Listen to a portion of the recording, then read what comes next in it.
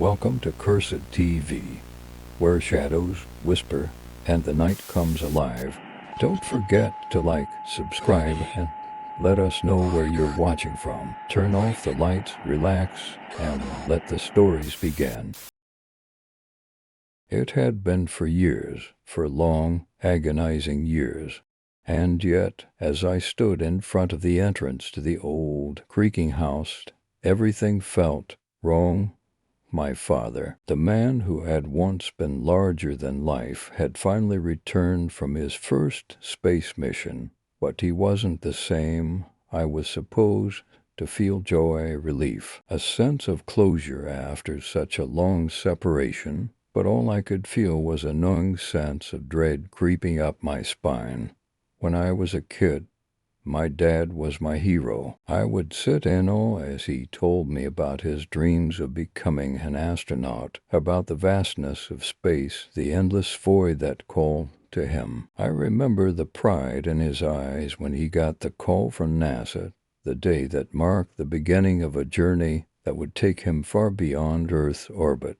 At the time, I was just a kid, barely 7 years old. But I understood the gravity of that moment. My father was about to become someone extraordinary. Years passed, and he trained tirelessly, his passion and drive pushing him further than any of us could have imagined. But as much as I admired his ambition, there was always something bittersweet about it. The days he spent away from us, the sacrifices he made, none of it seemed to matter when he came back. That's what he always said. But I wasn't sure anymore. I was 18 when he left, barely an adult, and now I was 22. So much had changed in the time he had been gone. I had dropped out of college, spiraled into a brief crisis, and even ended a relationship. But despite everything that had happened, I still believe that when my dad came back, it will all be worth it. He would return with stories of distant stars, of the galaxies he had witnessed, of the wonders he had seen. But instead, he returned a shadow of the man he used to be. The first week after he came back was normal in a sense. He didn't speak much, but then again, I had read that astronauts sometimes take a while to readjust to life back on Earth, but after a month, things began to get unsettling. He was withdrawn, distant, almost like a stranger in his own home. He spent hours in his study, typing away on his old-fashioned typewriter, and would snap at anyone who tried to interrupt him. My mother, who had once been his biggest supporter, was starting to notice the change, too. Her concerns echoed in the late-night conversations he had over glasses of wine. She would whisper to me, asking if I had seen any of the old spark in him. I hadn't, and neither had she. I couldn't help but wonder what had happened during his time in space. What had changed him so completely? What did he see up there, beyond the reach of the Earth's atmosphere? His silence only made the questions burn brighter in my mind, and I began to question everything. One night, as the clock struck 1, I stood in the hallway, unable to sleep, the weight of my worries pressing heavily on my chest. My father's study door, which was usually locked, now stood ajar. I knew I shouldn't have gone in, but curiosity had taken hold of me. I had to know what he was doing in there. I had to understand why he had become so different. Taking a deep breath, I crept down the hallway, each step feeling louder than the last. I could hear him downstairs, talking softly to my mother. They were arguing again, but I couldn't make out the words. It was the perfect opportunity. I fumbled in my pocket, pulling out a bent hairpin that I had fashioned into a makeshift lockpick. The lock on the study door was old, and my hands trembled as I worked the pen into the keyhole. The seconds felt like hours as I twisted and turned the pen, praying that I wouldn't make a sound. Finally, with a soft click, the door opened. I stood frozen for a moment, the dim light of the hallway casting long shadows across the room. Slowly, I stepped inside. The room smelled musty, like old paper and dust. The typewriter sat in the center of the desk, covered in paper. The air felt thick, oppressive. My heart raced as I approached the desk, my phone flashlight illuminating the dark corners of the room. But it was what I saw on the typewriter that made my blood run cold. There was blood on the keys, on the desk, on the papers, blood smeared across the pages, as though my father had been typing with such force that his fingers had bled, but he hadn't stopped. Shards of his fingernails were scattered across the desk like macabre confetti, and the blood stains on the pages were older than I expected. This had been going on for a while. I felt nauseous. Something was terribly wrong. Then I saw it, the pages and pages of numbers, seemingly random strings of 1 south and 0 south, interspersed with other numbers I couldn't make sense of. They were all jumbled, with no apparent order, no recognizable sequence. It was as if my father had been typing in some kind of foreign code. As I stared at the numbers, an overwhelming sense of dread filled the room, a feeling that twisted in my gut like I was trespassing into a dark, forbidden place. And then, as I was about to reach for the paper to get a closer look, the light in the hallway flicked on. Dad stood in the doorway, his face ashen, his eyes wide with terror. "Jackson," he whispered, his voice trembling. "How much did you read?" His words echoed in my head, and I couldn't help but feel that I had just crossed a line I wasn't meant to. But it was too late. The room felt colder the moment my father spoke. His words, though soft, hit me like a hammer, sending shockwaves through my body. I couldn't process what he had just asked me. His face, pale and full of fear, told me everything I needed to know. I had seen something I wasn't supposed to. I stammered, my throat dry. I didn't read much. A few lines, I think. His eyes darkened, and a strange, almost mechanical sigh escaped his lips. It wasn't the kind of sigh you give when you're frustrated. It was something far deeper, more desperate. He took a slow, deliberate step toward me, and for the first time since his return, I saw something familiar in his eyes, a flicker of the man I used to know. But it wasn't enough to shake the fear that had taken root in my chest. "You don't understand, Jackson," he said, his voice shaking. "You weren't supposed to see any of this, none of it. Not the numbers, not the papers, not even the—" He paused, as if carefully selecting his words, and his hand trembled as he gestured to the papers on the desk. "I've been trying to protect you, to keep you safe." I felt a cold wave of panic wash over me. Safe from what? What was on those papers that was so dangerous? My eyes flicked back to the typewriter, but I didn't dare approach it again. There was something about the way the blood stained the keys that made me feel as though I was standing in the presence of something ancient, something unholy. The air itself felt thicker, charged with an energy I couldn't comprehend. "You've got to stop snooping around, Jackson," my father continued, his voice becoming more frantic. "I never wanted you to get involved in this. It's too late now. You've seen too much." I opened my mouth to speak, but no words came out. My mind was racing with questions. What was he writing? Why was he so terrified? And why did he insist on hiding it from us? Suddenly, without warning, he turned and rushed out of the room. I was left standing there, the echo of his footsteps fading down the hall. For a moment, I just stood frozen, my heart pounding in my chest, unable to move.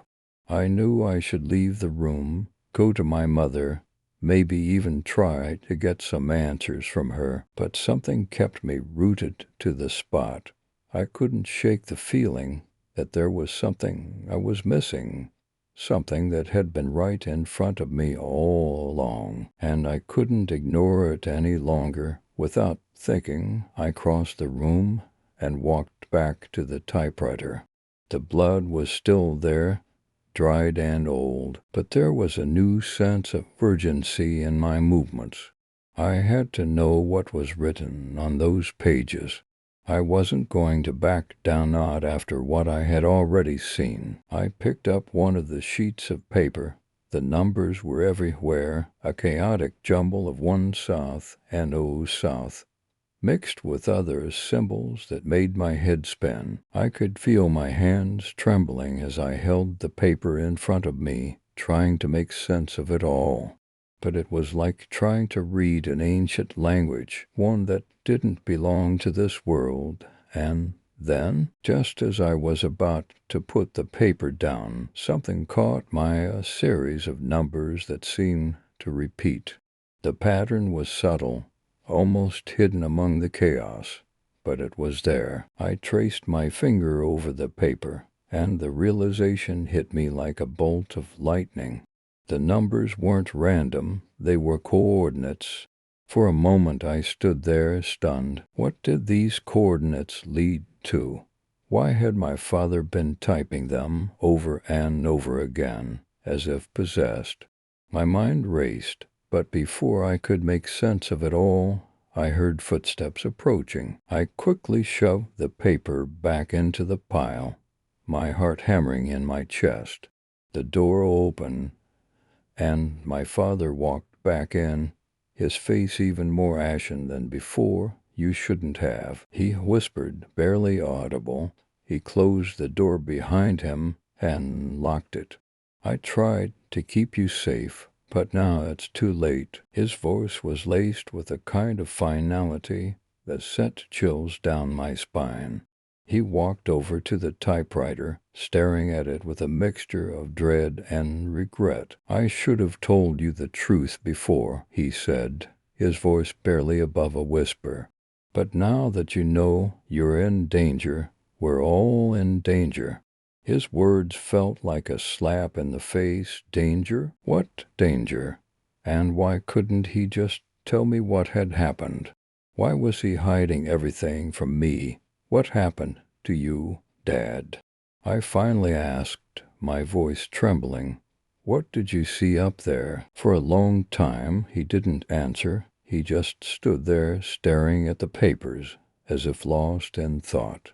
Then, after what felt like an eternity, he turned to me. His eyes were full of something I couldn't quite place. Fear, maybe, or something darker. "I saw things," he said, his voice low and strained, "things that no one should ever see, things that should never have been discovered. And now it's spreading. It's in the house, it's in me, and now it's in you." I felt a cold shiver crawl up my spine. I wanted to ask him more, to demand the truth, but the words caught in my throat. The air in the room seemed to grow heavier, more oppressive with every passing second. I had no idea what I was about to get myself into, but I knew one thing for certain. Whatever had happened during his mission, it wasn't over. And it was only just beginning. The room seemed to close in around me as my father's words hung in the air, thick with an unspeakable dread. "It's spreading. It's in the house, it's in me, and now it's in you." I couldn't make sense of what he was saying. What was he talking about? What had he seen up there? And how could it have reached us here on Earth? I opened my mouth to ask more questions, but the words wouldn't come. I couldn't bring myself to utter anything that would feel appropriate. Everything that had once been familiar, the house, my father, the life we had, was suddenly shrouded in this oppressive darkness that I couldn't escape. My father's eyes flicked nervously between the typewriter and the locked door behind him. He reached out, trembling, and began to type again, as though the mechanical clatter of the keys was the only thing that kept him grounded. But even as he typed, the tension in the room continued to rise, and I could feel my own breath becoming shallow and ragged. "I never should have brought it back," he muttered under his breath, the words almost lost in the rhythm of his frantic typing. "I should have left it up there, where it belongs." I wanted to ask him what he was talking about, what it was, but I couldn't bring myself to speak. The unease in the room was suffocating, and I was afraid to push him too hard. There was something wrong about all of this, something beyond anything I could comprehend, and every instinct told me to stay quiet, to wait for him to explain on his own terms. But my curiosity got the better of me. "What did you bring back, Dad?" I asked, my voice barely above a whisper. His hands froze on the typewriter for a moment, his fingers hovering over the keys as if he were struggling to summon the courage to answer. When he finally spoke, his voice was barely audible. "The numbers, they're a map, Jackson, a map to something else, something that shouldn't exist." My heart skipped a beat. A map? To what? And what did he mean by something that shouldn't exist? I took a tentative step closer, but my father's eyes snapped to mine, and he immediately rose from the chair, blocking my path. "Don't come any closer," he warned, his voice sharp. "You don't understand. It's too dangerous. You shouldn't even be in here." I was too stunned to react. It was as if the man I had known all my life had vanished, replaced by someone consumed by fear and desperation. The calm, methodical man who had raised me was gone, and in his place was a broken shell of a person, trembling under the weight of some unknown horror. "Dad, please," I begged, "you have to tell me what's going on." For a moment there was silence. He stared at me, his eyes clouded with a mixture of guilt and fear. Then, slowly, he reached into his jacket pocket and pulled out a small, battered notebook. He opened it, revealing pages filled with more numbers, endless sequences of ones and zeros, along with symbols I couldn't recognize. "These are coordinates," he explained, his voice strained. "Coordinates to places that don't exist on any map. Places that shouldn't be on any map." My mind raced. Coordinates to places that didn't exist. What kind of places? Why had my father been obsessed with them? I glanced at the notebook in his hands, the pages filled with chaos, the cryptic symbols twisting and curling like a language that was entirely foreign. "Where do these lead?" I asked, my voice trembling. He didn't answer immediately. Instead, he turned the pages as if searching for something, until his fingers landed on a particular set of numbers. His expression darkened. "This one," he said quietly, "this one leads to the truth about what happened up there." I felt my pulse quicken as I tried to make sense of his words. What truth? What had happened during his mission that had left him so broken, so terrified? "I don't understand," I whispered. "You will," he said softly, almost to himself. "You will, soon enough." Suddenly, a loud bang echoed from downstairs, breaking the fragile moment of silence between us. My father's head whipped toward the sound, his eyes wide with fear. He stood up abruptly, his chair scraping violently against the floor. For a split second, I saw a flash of panic in his eyes, something primal, something urgent. "What was that?" I asked, my voice barely a whisper. My father didn't answer. Instead, he bolted for the door, his hands shaking as he unlocked it. "Stay here, Jackson. Don't leave the room." "Do you hear me?" I nodded, too frightened to speak. The sound from downstairs had set something off in him, something deeper than I could understand. But before he left, he turned to face me one last time. "You'll need to know everything," he said, his voice thick with dread. "You have to prepare yourself, Jackson. What I brought back, it's not just a map, it's a warning. And if you follow it, there's no going back." With that, he turned and disappeared down the hall, his footsteps echoing through the house like the ticking of an ominous clock. I stood there, paralyzed, the weight of his words pressing down on me like a heavy stone. What had he brought back? What kind of danger was he talking about? As I looked down at the notebook and his abandoned chair, I felt a cold shiver crawl up my spine. The numbers, the symbols, they were calling to me, and, despite my fear, despite the terror that was creeping through my veins, I knew one thing for certain. I had to know the truth. I had to follow the map. The house felt different now. The air was thick with tension, and every creak of the floorboards under my feet seemed to echo louder than usual. My father had disappeared down the hallway, leaving me alone with the notebook, the map, and the growing sense of unease that gnawed at my insides. I glanced at the door, still ajar, and felt a cold wind sweep through the room.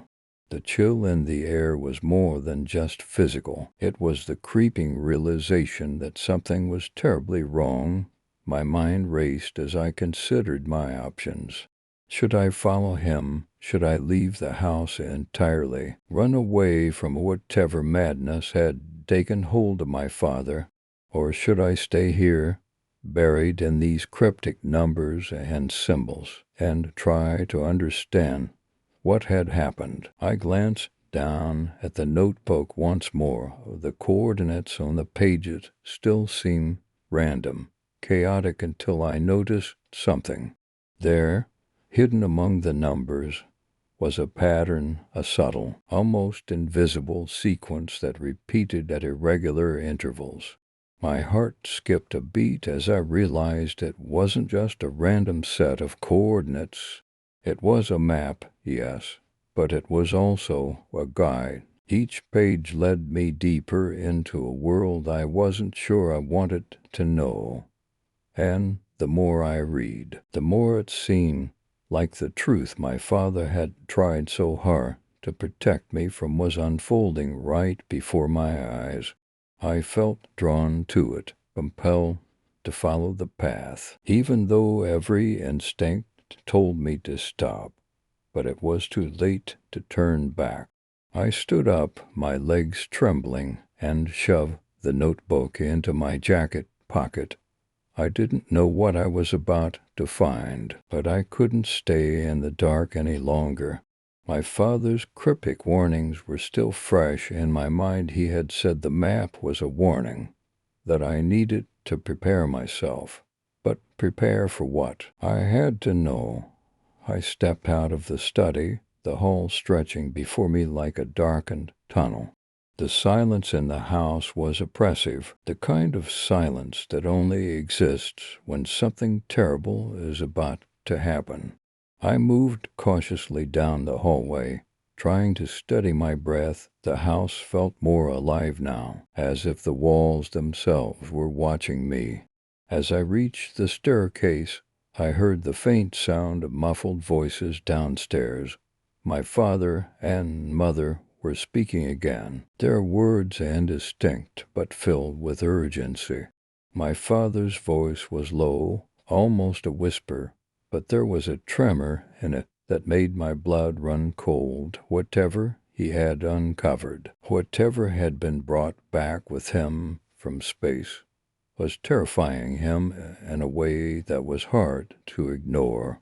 I reached the top of the stairs and hesitated, the weight of what was happening pressing down on me.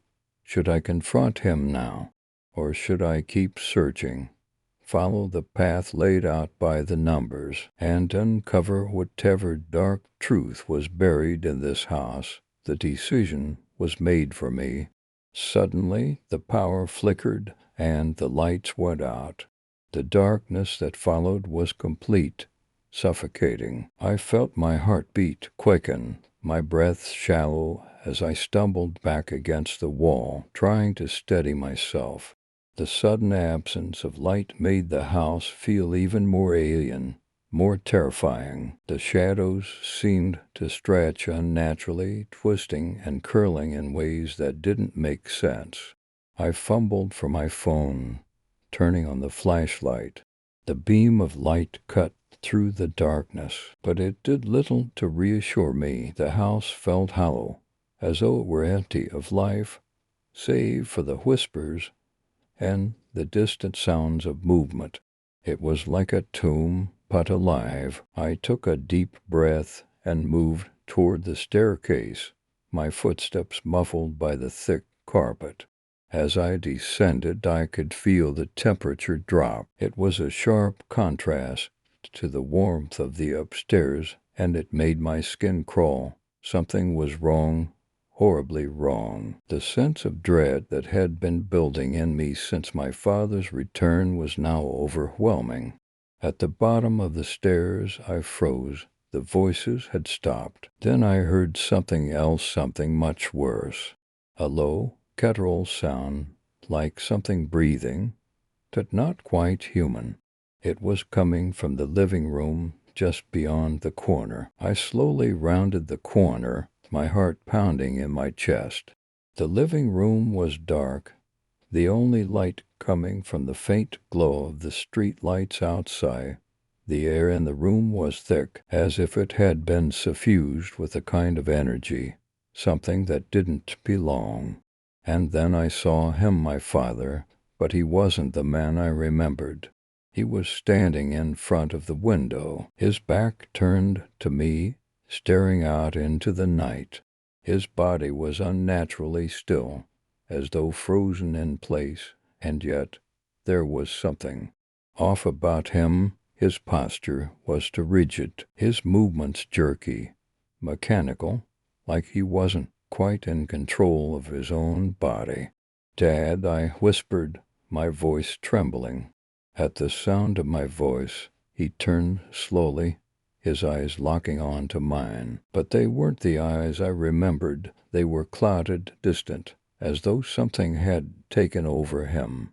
"Jackson," he said, his voice low and hoarse, "I tried to protect you. I tried to keep you safe. But now it's too late." I felt a chill run down my spine as I took a cautious step forward. "What happened to you?" I asked, my voice barely a whisper. He didn't respond immediately. Instead, he slowly raised his hand and pointed toward the window, toward the dark expanse of the night. "It's out there, and it's coming." I turned toward the window, my heart pounding in my chest, but all I saw was the empty street, bathed in the faint glow of the street lights. But something in my father's voice told me there was more, much more, and then, just as I was about to ask him again, a loud bang echoed from the other side of the house. The house was no longer a place of comfort. It was a prison, and whatever was out there, whatever my father had brought back with him, was closing in. The bang echoed through the house again, louder this time, as if something heavy had slammed into the walls. My father didn't flinch. He stood there, still, his eyes unblinking, staring at the empty street outside the window. "Dad," I asked again, but his only response was to repeat those same hollow words.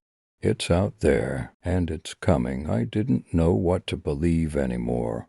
My father, the man who had once been my hero, seemed like a stranger, more like a shell of a person, or something far worse. I felt the weight of his words pressing down on me. Whatever was out there, whatever he had brought back with him from space, it was real, and it was closing in on us. The atmosphere in the room had shifted completely. The air felt thick with dread, as though the very walls of the house were alive, holding their breath, waiting for something terrible to happen. I felt a chill run down my spine, but it wasn't just the temperature. It was the overwhelming sense of unease that had settled in my gut, making every inch of me scream to leave, to run far away from this house, from my father, from whatever was coming. But I couldn't move. I couldn't bring myself to abandon him, even though part of me knew I should. He had been the one to protect me all my life, and now, in his broken state, I felt an unspoken responsibility to protect him. But how could I protect him when he was the one who had brought this thing, whatever it was, into our lives? I stepped closer to him, my heart racing in my chest. "Dad, tell me what happened," I pleaded. "What did you bring back from space? What's out there?" He didn't answer immediately. His eyes were fixed on the street, his hand still outstretched, pointing to the darkness beyond. For a moment I thought he wasn't going to respond at all. But then he finally spoke, his voice trembling, barely above a whisper. "I thought it was just an anomaly, a discovery, something we were never supposed to find. But I was wrong. It's not an anomaly. It's a presence, a force, a force." The word sent a ripple of terror through me. It wasn't just some scientific discovery or alien artifact. It was something alive, something that could reach beyond the stars and into our very world. I didn't know. My father continued, his voice cracking. "I thought I could control it, keep it contained, but it's more powerful than I ever imagined. And now it's here." My mind was reeling. I felt like I was losing grip on reality, my thoughts spiraling out of control. "Here? It's here in the house." He nodded slowly, his eyes hollow and distant. "It's not just in the house. It's in me, and it's in you too, Jackson." I could feel my heart pounding in my chest as I tried to make sense of what he was saying. He was saying it was inside him, inside me. But how could that be possible? What had he brought back from space? What had been unleashed? Before I could ask any more questions, the air around us seemed to hum, like an electric charge building up. The lights flickered, and the temperature in the room dropped even further, a cold that sank deep into my bones. Something was coming, something that I wasn't prepared to face. The door slammed shut behind us, and I spun around, my breath catching in my throat.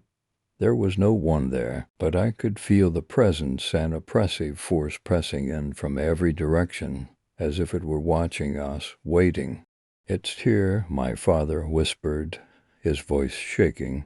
"It's in the walls. It's in the air." I felt a cold, creeping sensation creeping up my spine, like fingers brushing against my skin. I wasn't alone anymore. There was something else in the room, something I couldn't see, but I could feel.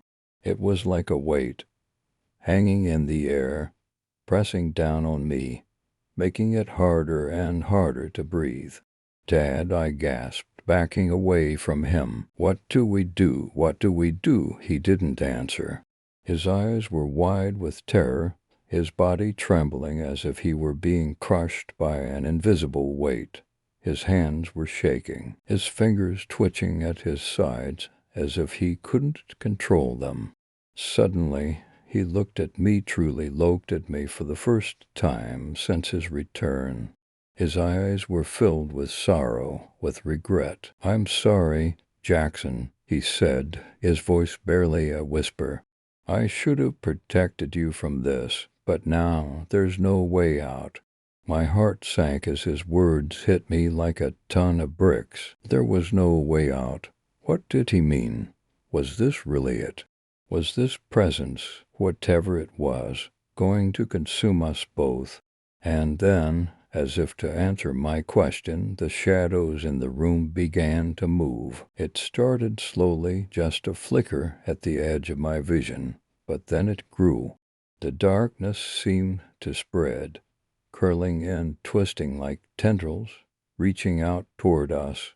It wasn't natural. It wasn't just shadows. It was something else. Something that defied logic, defied explanation. I felt the air grow heavier, thicker, until it was almost impossible to breathe. The room was closing in on us, and there was nothing I could do to stop it.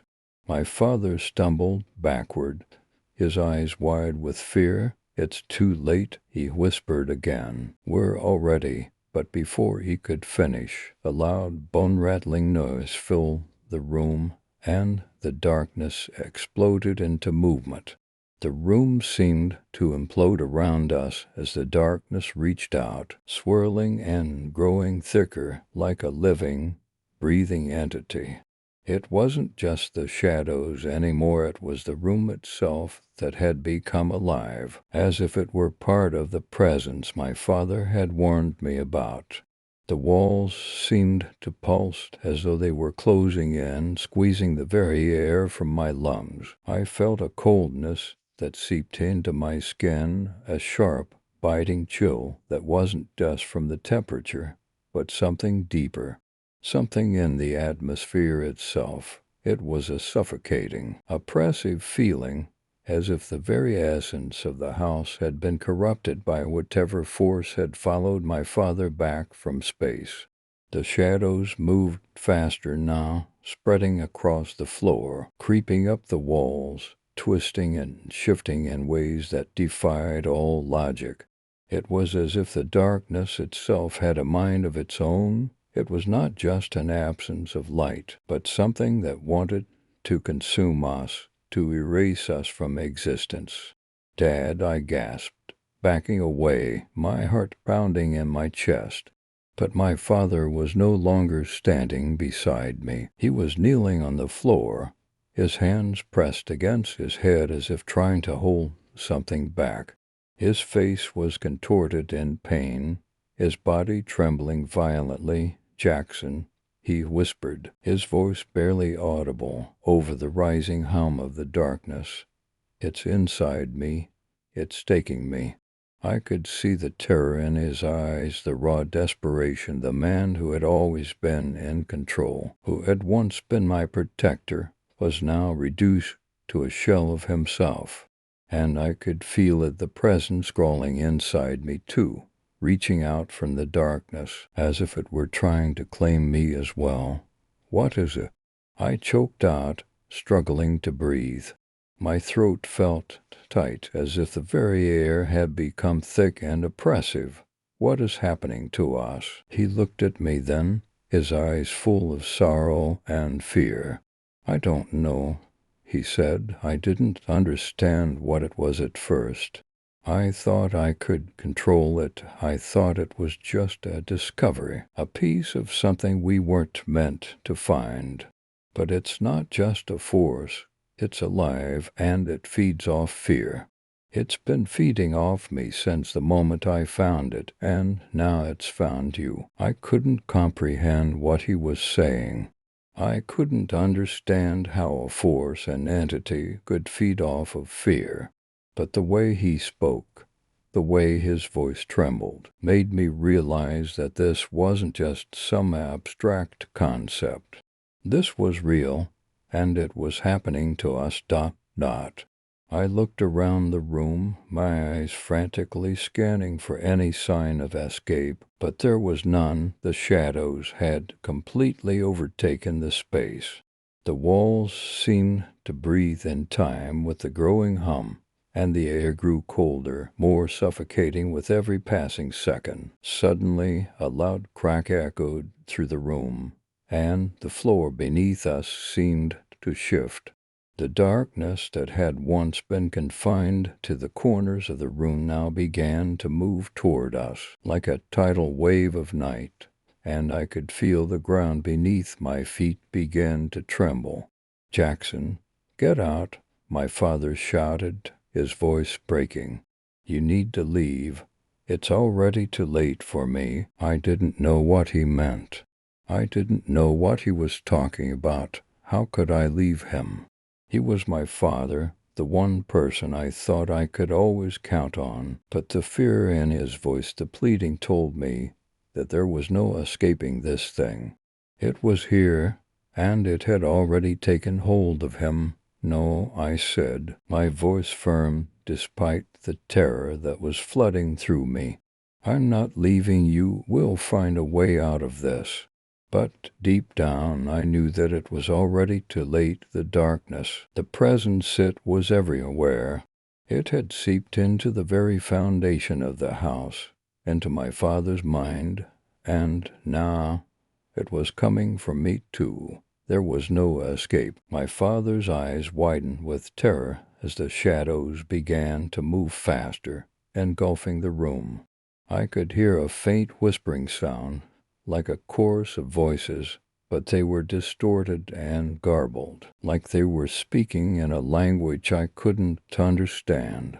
The whispers grew louder, more frantic, and the hum of the darkness seemed to crescendo, vibrating through the very air around us. "Jackson," my father whispered, his voice barely audible over the chaos. "I'm so sorry. I never meant for this to happen. I never meant for you to be involved." I reached out to him, but the shadows had already begun to consume him. His body seemed to convulse, as if something was crawling beneath his skin. His eyes rolled back into his head, and his mouth opened wide in a silent scream. I couldn't look away, even though every part of me wanted to.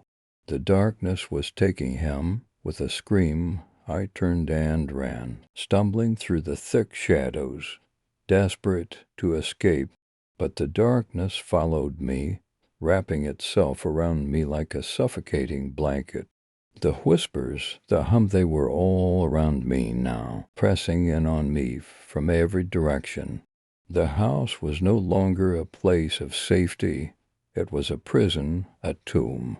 And whatever had taken my father was coming for me next. The air around me had become thick with something that felt almost tangible, like a dense fog that clung to my skin, making it hard to breathe. I ran, my feet slamming against the floor as I darted through the house, but no matter where I turned, the shadows seemed to follow. The darkness wasn't just in the corners of the room anymore. It had become a presence, something that filled the very air I breathed, something that was part of me now. I stumbled into the living room, my breath ragged as I pressed my back against the wall, my heart racing.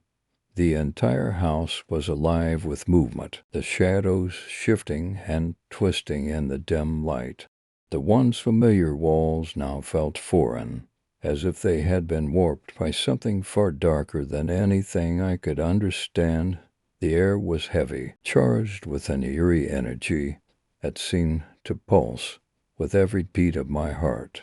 I could still hear the whispers, soft and haunting, echoing through the house. At first, I thought it was my mind playing tricks on me, but as the voices grew louder, I realized they were coming from everywhere inside my head, inside the walls, inside the very air. The whispers weren't in any language I knew, but they felt familiar, like they were speaking to me, calling to me, urging me to listen. "Jackson, Jackson," the voice was soft, barely a whisper, but it was unmistakable. My father's voice. But it wasn't the voice I remembered. It was distorted, warped, like it had been submerged underwater.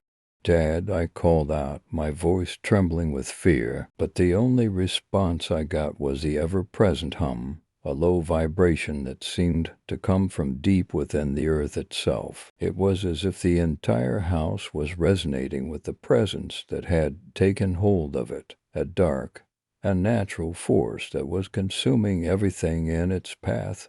I couldn't think clearly. My mind was clouded with fear, my heart pounding in my chest as I struggled to make sense of what was happening. My father had been consumed by this force. I had seen it happen, seen him fall apart before my very eyes, his body twisting and contorting in ways that defied nature. And now I was next. The house felt like it was closing in on me, the walls pressing in, the shadows growing darker and more oppressive with each passing second. I could hear the whispers again, louder now, more insistent, as if they were trying to force their way into my mind. "Jackson," the voice came again, but this time it wasn't just a whisper, it was a command, a demand, and for the first time I realized that it wasn't my father's voice at all. It was something else, something darker. I froze, my breath catching in my throat. The voice was coming from everywhere inside my mind, inside my body, inside the house itself. It was everywhere. It was the house, the presence. I turned, my eyes scanning the room desperately, but there was no escape. The shadows had already filled every corner, every crack in the walls, and the whispers had turned into a cacophony of voices, overlapping and twisting into a single, unified sound that was both deafening and maddening. "Jackson, you can't escape." The voice was everywhere, and I could feel it slipping inside my thoughts, pulling at the edges of my sanity. My knees buckled beneath me, and I fell to the floor, my hands pressing against my head as if I could push the voices out. But they were inside me now, consuming me, breaking me down from the inside out. The darkness began to form around me, taking shape, coalescing into something solid, something tangible. I could see now its form was indistinct, but it was there, looming in the shadows. It was more than just a presence. It was a force, an entity that had no form, no shape, no boundaries. It was everything and nothing all at once. And then, in the center of it all, I saw him, my father. But he wasn't the man I remembered. His body was twisted, his face contorted into something that wasn't human anymore. He was standing in the center of the room, surrounded by the shadows, his eyes wide with terror, his mouth open in a silent scream. He was not just a victim of this force. He was a part of it now. A vessel. "Dad," I whispered, my voice breaking as I tried to reach out to him, but it was too late. He was gone. The man I had known, the man I had loved, was lost, consumed by whatever dark force had taken him, and now it was coming for me. I could feel it. It was inside me now, pulling me in, twisting my thoughts, my body. I could hear it whispering, urging me to join it, to become one with the darkness. It was too powerful to resist, too overwhelming. I felt myself slipping away, my thoughts growing more distant, more fragmented. And just when I thought I couldn't take it anymore, when I thought I would be consumed completely, the darkness began to fade. I don't know how long I lay there, but when I finally opened my eyes, the house was silent. The shadows had receded, the whispers had stopped, and the hum had faded into nothing. The room was dark, but it wasn't the suffocating kind of dark I had felt before. It was just empty. I looked around, my heart still pounding in my chest. but there was no sign of my father. There was no sign of the presence that had consumed him. It was as if everything had vanished. But I knew the truth. The darkness was still there, lurking in the corners of my mind, waiting for its next victim, and I was the only one left. I woke up in the same house, but everything was different. The air, once thick with suffocating darkness, now felt strangely still. The oppressive weight that had crushed me earlier had lifted, but it left behind a sense of hollowness that I couldn't shake. The room was still the same worn furniture, the same flickering light bulbs overhead, the same walls that had once sheltered my family. But there was a coldness to it now, a lifelessness. I rubbed my eyes, struggling to process what had happened. My mind was a whirlwind of confusion, and it felt like I was moving through a fog, my thoughts disconnected, as if I wasn't fully in control of my own body. Had it all been a dream? Had I imagined the shadows, the whispers, the terror that had gripped me? The house felt empty, as if the presence that had haunted it was gone, but something deep inside me knew better. I knew it wasn't over. It couldn't be. I stood up slowly, my legs unsteady, my body still shaking from what had transpired.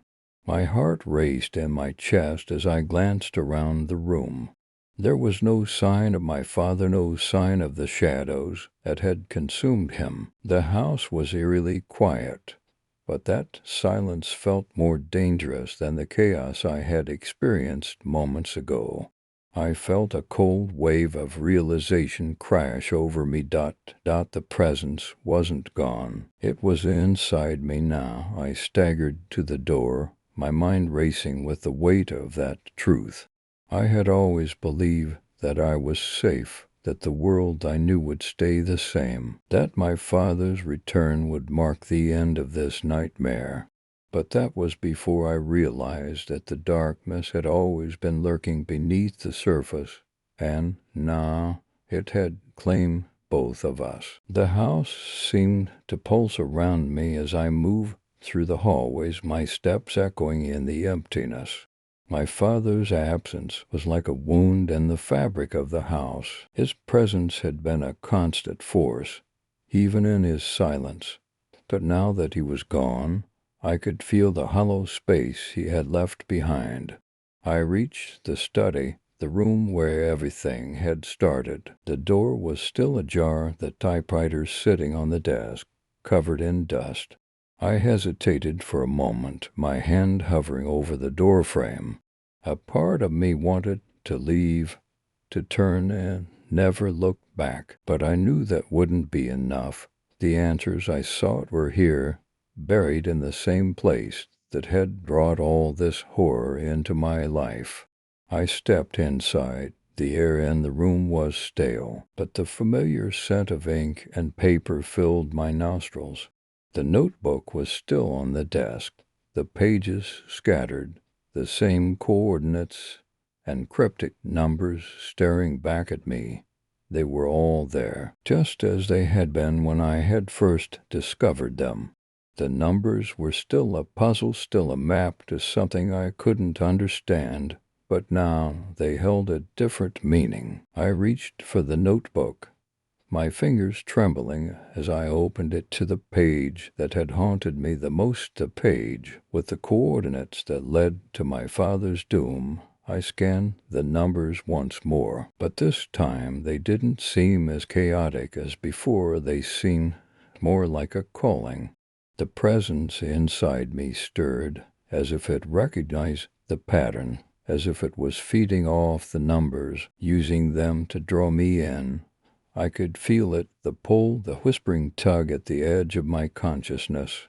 The presence had always been with me, just beneath the surface, waiting for me to acknowledge it. It wasn't just in my father anymore. It was in me. I couldn't escape it.